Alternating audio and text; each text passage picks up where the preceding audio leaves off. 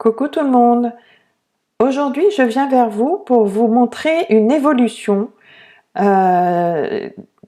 qu'il y a dans Cricut Design Space depuis quelques semaines et qui est vraiment très intéressante. On y va! Je vais aller dans Projet et pour l'exemple je vais aller dans les gratuits pour la Cricut Maker.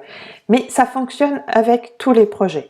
Et puis, écoutez, je vais prendre la housse de la Cricut qui est bien pratique. Je l'ai faite, elle est vraiment bien faite. Par contre, à l'époque où je l'ai faite, eh bien voilà, tout était en anglais. Alors, c'était génial, c'est génial, parce qu'il y a un tuto, tout est bien expliqué, comment il faut réaliser les choses.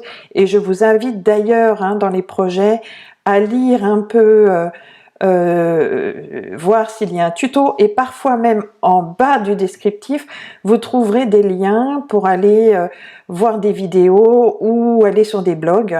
Donc surtout lisez le descriptif. Et donc à l'époque, je vous parle de ça il y a plus d'1 an maintenant, j'avais tout réécrit dans un traducteur pour avoir les explications d'assemblage en français. Et depuis peu, eh bien voilà ce qu'il y est apparu. Une option magique. Et hop, on clique sur traduire et là, miracle, nous avons toutes les explications qui se traduisent dans notre langue. C'est pas top ça? Génial!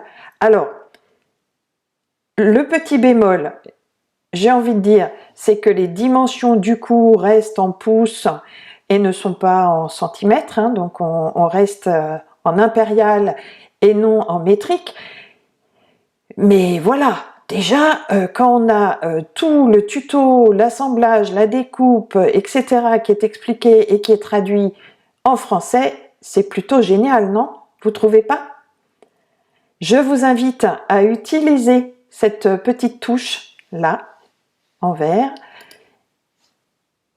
Et bien voilà pour la petite astuce du jour, et je vous dis à très vite. Au revoir.